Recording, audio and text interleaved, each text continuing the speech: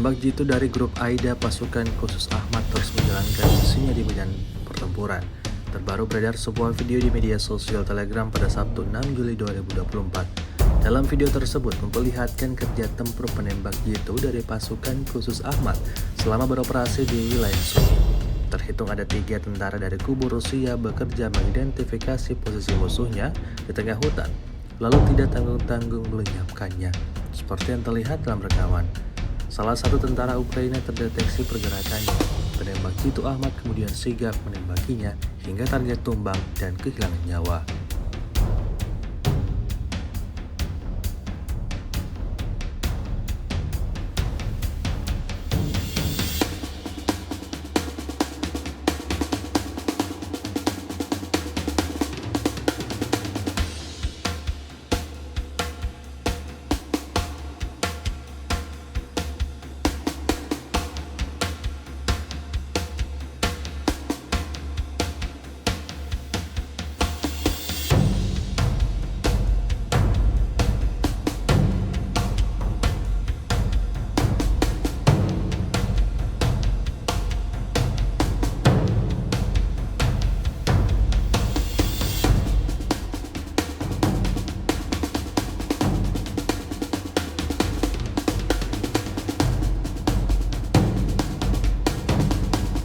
Download Tribun X sekarang, menghadirkan lokal menjadi Indonesia.